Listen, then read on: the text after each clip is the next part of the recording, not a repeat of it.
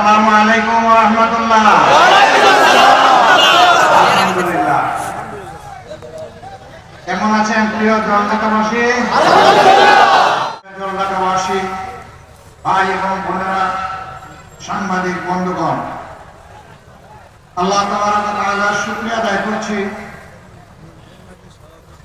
যে আল্লাহ আজকে মুক্ত পরিবেশে আপনাদের সামনে হাজির হয়ে দুটি কথা বলার তৌফিক দান করেছেন। আলহামদুলিল্লাহ। আজ থেকে মাত্র 1 কিংবা 2 বছর আগেও এমন একটি পরিবেশ বাংলাদেশের মানুষ কল্পনাও করে, কারণ পুরাটা বাংলাদেশকে একটা জীবন্ত জেলে পরিণত করা হয়েছিল। এই নিষ্কলুষ মানুষগুলোকে অপরাধী কায়ের জুড়ে সাজিয়েছিল যারা, আল্লাহ তাআলা আজকে বাংলাদেশের জনগণের অন্তর থেকে তাদেরকে গায়েব করে দিয়েছেন। এরা হাজারো মায়ের মুখ খালি করেছে, হাজারো বোনকে বিধবা করেছে, হাজারো সন্তানকে এতিম বানিয়েছে,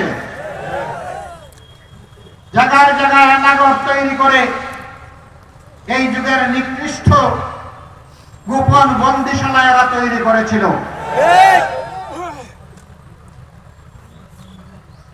তাদের পুরা শাসন আমল জুড়ে মানুষকে সুশাসন দেয় নাই, সোনার বাংলা বানানোর স্লোগান দিয়ে এই বাংলাকে শ্মশান বাংলায় পরিণত করেছিল। তারা বলতো বাংলাদেশ এখন শান্ত। আমি বলতাম হ্যাঁ ঠিকই, বাংলাদেশ শান্ত, তবে এটি সে জীবন্ত বাংলাদেশ নয়, এটি একটা গুরুস্থান।